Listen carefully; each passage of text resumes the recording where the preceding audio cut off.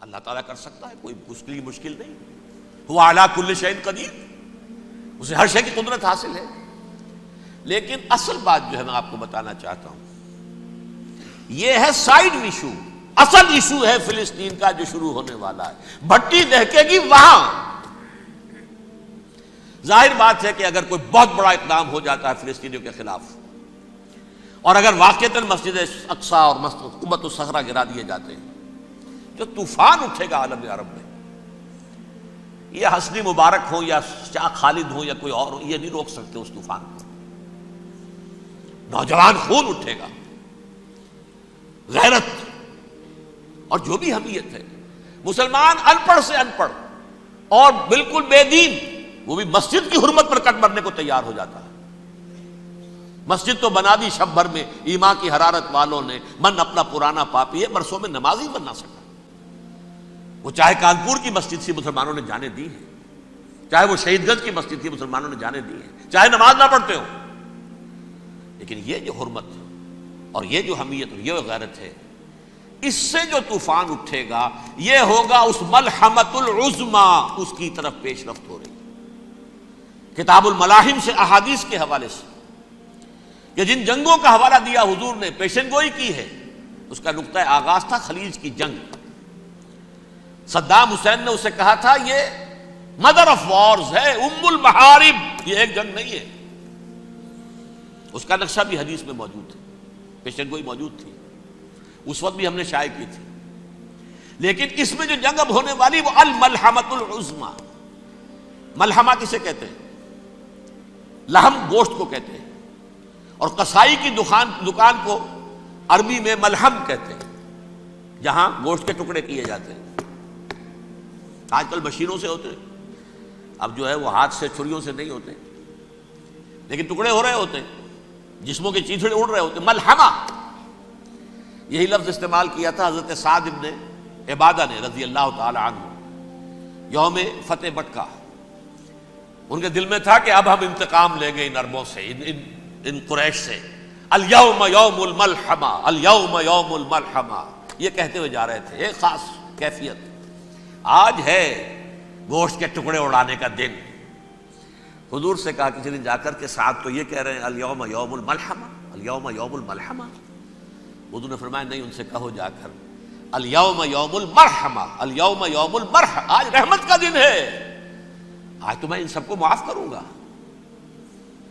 لا تثریب علیکم اليوم، میں تم سے وہی بات کہہ رہا ہوں جو میرے بھائی یوسف نے کہی تھی اپنے بھائیوں سے، اذهبوا فانتم الطلقاء، جاؤ تم سب کے سب آزاد.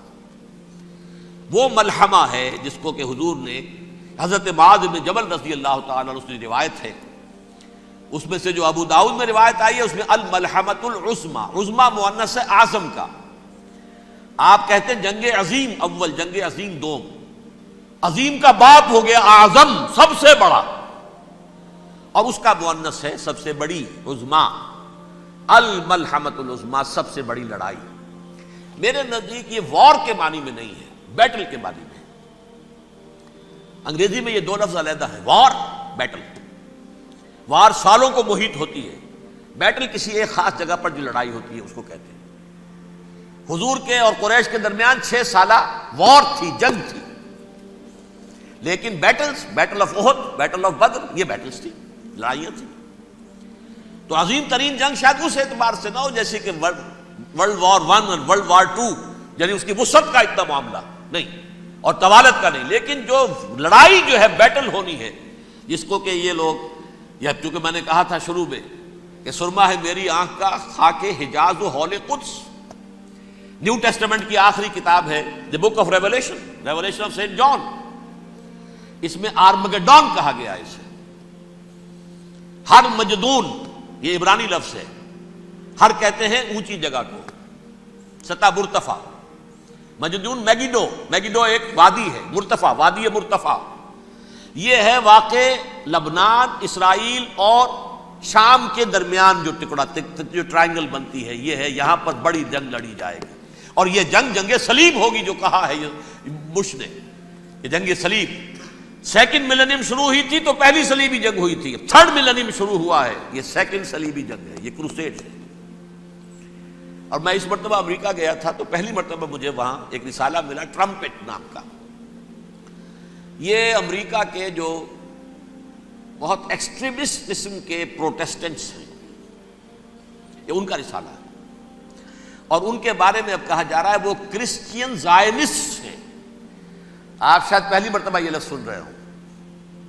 زائنسٹ تو ہم سمجھتے ہیں یہودیوں کو، کرسچین زائنسٹ وہ ہیں جو ہیں تو عیسائی پروٹیسٹنٹس ہیں، لیکن اسرائیل کے وہ حمایتی یہودیوں سے بڑھ کر ہیں.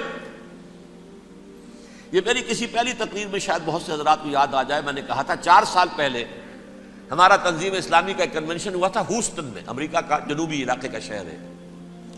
ایک سیشن اس میں ہم نے رکھا تھا انٹرفیتھ، ایک عیسائی کو بلایا تھا، ایک یہودی بہت بڑا وہاں کا عالم ہے اس کو بلایا تھا. اس یہودی عالم نے ڈاکٹر وشوگراڈ، جو وہاں کی یونیورسٹی میں پروفیسر ایمیریٹس ہے، اس نے کہا تھا کہ یہ اسرائیل کی تو سپورٹ کر رہے ہیں عیسائی، ہم تو نہیں کر رہے. جو پریکٹسنگ یہودی ہیں وہ زیادہ اسرائیل کے حق میں نہیں تھے، یہ تو سن 67 کے بعد انہوں نے اسرائیل کو تسلیم کیا ہے. وہ تو منتظر تھے کہ ہمارا مسیحا آئے گا تو اس کی قیادت میں جنگ کریں گے، جیسے شیعہ منتظر تھے کہ مہدی موعود آئیں گے تو پھر ہم کچھ کریں گے. وہ امام خمینی نے کہا بھائی جب وہ آئیں گے آ جائیں گے، لیکن ہم کچھ راستہ کے لیے. زائنسٹ نے آگے بڑھ کر ریاست قائم کر لی، اور جب یروشلم پر بھی پورا قبضہ کر لیا تب جو ہے در حقیقت مذہبی یہودی جو ہے پھر انہوں نے اپنایا ہے، اون کیا ہے، اور نئے سیٹلمنٹس جو بھی بنے ہیں وہاں پر اسرائیل میں، اس میں اکثر و بیشتر مذہبی یہودی آیا، اور بروکلن کے علاقے سے سب سے بڑھ کر آئے ہیں، جو امریکہ میں نیو یارک کا ایک جنوبی علاقہ ہے، بہت بڑا یہودیوں کا بہت بڑا گڑھ ہے. نیو یارک کو جیو یارک بھی کہا جاتا ہے، وہ تو اصل میں مرکز جو ہے وہ تو یہودیوں کا ہے. اس حوالے سے وہاں پر جو کرسچن زائنسٹ کہلاتے ہیں وہ اسرائیل کے یہودیوں سے بھی بڑھ کر کہیں سپورٹر ہیں. بہرحال اس دوسری صلیبی جنگ کا معاملہ جو میں کہہ رہا تھا، ٹرمپٹ نامی رسالہ، اس کا ایک مضمون ہے دی لاسٹ کروسیڈ. اب یہ آخری کروسیڈ ہے جو شروع ہونے والا ہے. میں تو حیران ہوں کس قدر کھل کے وہ باتیں کرتے ہیں. رومن کیتھولکس کو وہ کہتے ہیں کہ یہ شیطان ہے، یہ پوپ شیطان ہے، یہ یورپ کو اس نے جمع کیا ہے کرسچینٹی کی بنیاد پر، اور اس میں زیادہ تر کیتھولکس ہیں. آپ کو معلوم ہے برطانیہ بڑی مشکل سے شامل ہوا ان کے ساتھ، اس لیے کہ وہ پروٹیسٹنٹ کا سردار تھا، ابھی پوری طرح نہیں ہے. یورپ جو ہے وہ رومن امپائر دوبارہ یہ کھڑی کر رہا ہے، اور در حقیقت یہ جو ہے یہودیوں سے بھی چھیننا چاہتے ہیں اسرائیل کو اور فلسطین کو اور مسلمانوں سے بھی، اور یہ وہی کروسیڈ جو تھے اربن ثانی کے اس کی تیاری کر رہے ہیں تاکہ وہاں پر عیسائی حکومت قائم ہو جائے، کیتھولکس کی پوپ کی حکومت قائم ہو جائے، جیسے ایسٹ تیمور میں کر دی ہے. ایسٹ تیمور میں کون سی حکومت بنی ہے؟ رومن کیتھولک اسرائیل میں بنے، تاکہ یہ سارے مقامات مقدسہ جہاں اسرائیل پیدا ہوئے، بیت حضرت مسیح پیدا ہوا بیت الحم کہاں ہے؟ وہی ہے کہ نہیں؟ جہاں سے ریزریکشن ہوا ان کے خیال میں وہ کہاں ہے؟ وہیں پر ہے کہ نہیں؟ بڑے بڑے گرجے ان کے وہی ہیں. تو اس اعتبار سے ان کا کہنا یہ ہے یہ لاسٹ کروسیڈ کی تیاری ہو رہی ہے، یہ کیفور. اور ان کا کہنا یہ ہے کہ یہ پوری طاقت نیٹو کی جو ہے یہ پہلے جرمنی سے لائی گئی بوسنیا، انہوں نے خود وہاں جنگ کروائی، انہوں نے خود وہاں پر ایتھنک کلینسنگ کروائی، پھر خود مصالحت کے لیے آ گئے، پھر کوسوو میں انہوں نے خود آگ بھڑکائی. یہ میں نہیں کہہ رہا، یہ وہ ٹرمپٹ رسالہ امریکہ سے چھپنے والا پروٹیسٹنٹس کا رسالہ ہے جو یہ کہہ رہا ہے. پھر انہوں نے کوسوو کے اندر کروایا، اور پھر وہ وہاں پر پیس فورس کی حیثیت سے آ گئے. اب وہ میسیڈونیا میں کروا رہے ہیں اور وہاں داخل ہو گئے ہیں. اگلا قدم ان کا سائپرس ہوگا، سائپرس میں ترکوں کو اور وہ گریکس کو لڑائیں گے اور وہاں آ جائیں گے، وہاں سے ایک چھلانگ لگائیں گے اور یہ فلسطین میں پہنچیں گے، اور یہ وہاں پر ایک رومن امپائر، اپنی پرانی رومن امپائر کی طرح کی رومن کیتھولک ریاست قائم کرنا چاہتے ہیں. تو وہاں امریکہ کے عیسائیوں میں بھی کوئی ایک طبقہ نہیں ہے، کیتھولکس بھی ہے، کیتھولکس زیادہ نہیں ہے ہمدرد، لیکن اب تابع ہو چکے ہیں. اسحاق ریبین نے جب یہ پیس ٹاک شروع ہوئی تھی، آپ کو یاد ہوگا شاید کہ جب وہ آیا تھا واشنگٹن سے واپس فلسطین اسرائیل، تو پہلے روم میں رکا for an audience with the Pope, اور پوپ کو اس نے ایک مرتبان سا پیش کیا تھا، حضرت سلیمان علیہ السلام کے زمانے کا مرتبان، اور کہا تھا دیکھیے 3000 برس تک ہم نے اس کی حفاظت کی ہے، اب یہ میں آپ کے حوالے کر رہا ہوں. اس کے بعد سے پوپ جو ہے بالکل رام ہو گیا اور وہ عیسائیوں کے ساتھ اور یہودیوں کے ساتھ ان کا پورا معاہدہ ہو. اب پورا عیسائی ورلڈ جو ہے بعثت مجموعی یہودیوں کے شکنجے میں ہے. البتہ ان کے اندر بھی جھگڑے ہیں. جو وہاں پر وائٹ کرسچن ملیشیاز ہیں وہ ایکسٹریمسٹ ہیں کیتھولکس. ان کے نزدیک دشمن نمبر 1 یہودی، دشمن نمبر 2 مسلمان، دشمن نمبر 3 جو یورپ میں کالے ہیں، ایفرو امریکن، چاہے وہ عیسائی ہو گئے ہوں، کوئی بھی ہو. یہ 3 دشمن ہیں جن سے انہوں نے کلینز کرنا ہے، صاف کرنا ہے ان کے خیال کے مطابق امریکہ کی سوسائٹی کو. اولاً یہود، پھر مسلمان، اور پھر یہ جو کالے ہیں. لیکن دوسری طرف پروٹیسٹنٹس کے اندر ایکسٹریمسٹ وہ ہیں جنہیں کہا جا رہا ہے یہ کرسچین زائنسٹ ہیں، یہ اسرائیل سے بڑھ کر سپورٹرز ہیں. بہرحال یہ اب جنگ ہوگی، اس کا نتیجہ کیا نکلے گا یہ تو اللہ ہی جانتا ہے. اب میں آخری بات کی طرف آ رہا ہوں. آخری نتیجہ تو جو بھی کچھ اپس اینڈ ڈاؤنز آئیں گے. تلک الایام نداولها بین الناس. آخری نتیجہ ڈراپ سین وہ یہ ہوگا کہ اللہ کے دین کا بول بالا ہوگا اور پوری دنیا پر محمد کے لائے ہوئے دین صلی اللہ علیہ وسلم کی حکومت قائم ہوگی. وہ گویا قیامت کی تمہید ہوگی، اس کے بعد بس قیامت آئے گی. کیونکہ مقصد کائنات، تخلیق کائنات پورا ہو جائے گا. پوری مخلوقات کے اندر مقصد تخلیق، کلائمیکس آف کریشن محمد الرسول اللہ صلی اللہ علیہ وسلم. دین کی تکمیل محمد الرسول اللہ صلی اللہ علیہ وسلم. اور اس خلافت عرضی کے لیے جو حضرت آدم کو خلافت دی گئی تھی، جب اس میں وہ خلافت پوری دنیا پر قائم ہو جائے گی اس کا مقصد پورا ہو جائے گا. And that will be the beginning of the end. اس کے بعد قیامت ہے. آخری نتیجہ تو یہ نکلنا ہے. اس سے پہلے سزائیں ہمیں بھی مل رہی ہیں. اور یہاں میں کانٹے کی بات جو چھوڑ گیا تھا اس وقت بیان کر دوں.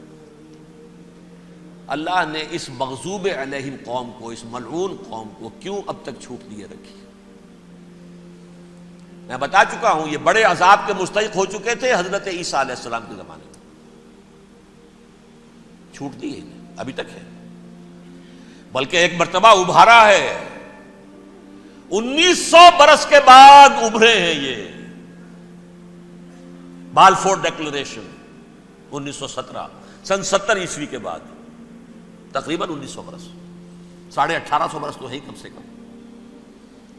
پھر creation of Israel 1948، 1967 extension of Israel, یروشلم پر قبضہ.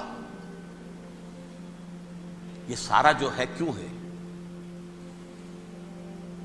اللہ تعالیٰ اس خیر امت محمد صلی اللہ علیہ وسلم، اس کے بہترین حصے کو سزا ان ملعونوں کے ہاتھوں دے رہا ہے.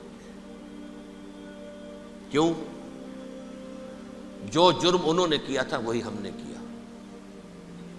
انہوں نے اللہ کی کتاب کو پیٹھ کے پیچھے پھینکا. نبذ فریق من الذین اوتوا الکتاب کتاب اللہ وراء ظہورہم. ہم نے اپنی پیٹھوں کے پیچھے پھینکا کہ نہیں؟ کولونیل رول سے آزاد ہوئے، کہیں اسلامی قانون نافذ کیا، کہیں اسلامی نظام قائم کیا.